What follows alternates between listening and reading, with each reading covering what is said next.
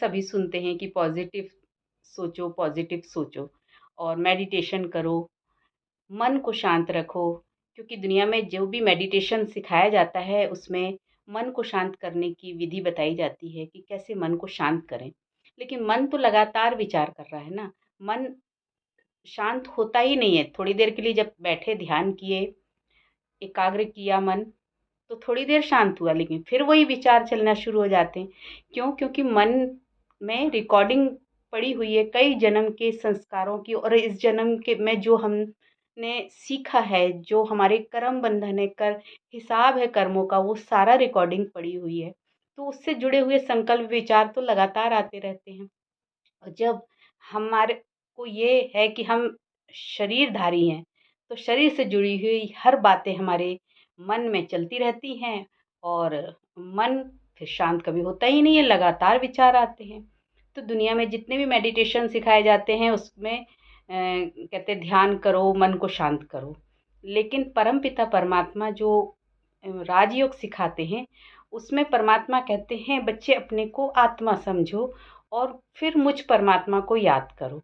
माने कि आत्मा जो लाइट स्वरूप है, जो इस शरीर से न्यारी है, उस स्थिति में टिको।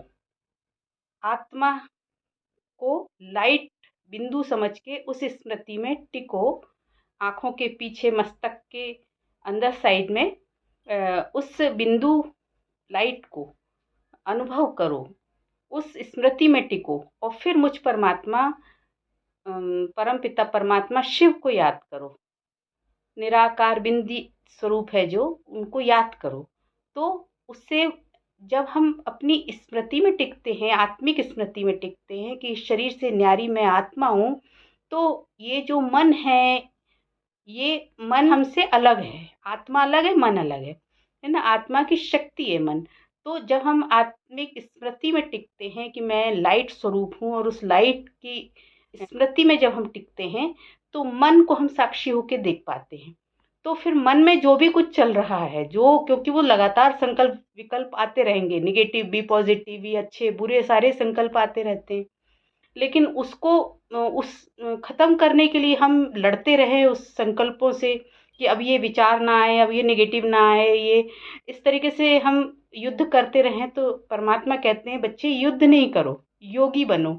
माने अपने को आत्मा स्मृति में रखो, और स्मृति जब रहेगी तो परमात्मा के साथ का अनुभव होता रहेगा।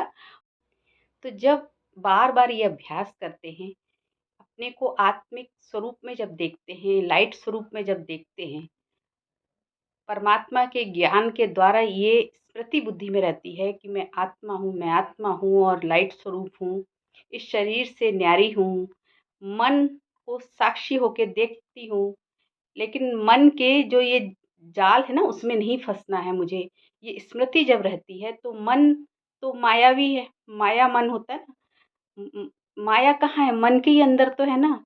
तो मन में जो संस्कार पड़े हुए हैं, उसी में ही माया जाल है। तो उससे आत्मा दुखी होती रहती है। तो इसलिए परमात्मा कहते हैं कि अपने को आत्मा समझो, इस शरीर से न्यारा समझो, तो इस मन के जाल से मुक्त हो जाओगे। इसे ही मुक्ति कहते हैं। तो यही राजयोग है जो परमात्मा बहुत आसान तरीके से हमें समझाते हैं कि इतना युद्ध नहीं करो संकल्पों विकल्पों से, बस अपनी स्मृति में रहो कि तुम आत्मा हो, और इस स्मृति से परमात्मा के साथ का प्यार का अनुभव करते रहो। तो इस युद्ध से बच जाओगे। युद्ध नहीं करना पड़ेगा, क्योंकि युद्ध करते हैं जब हम, तो हमारे अंदर की एनर्जी खत्म होती जाती है, शक्ति खत्म होती जाती है।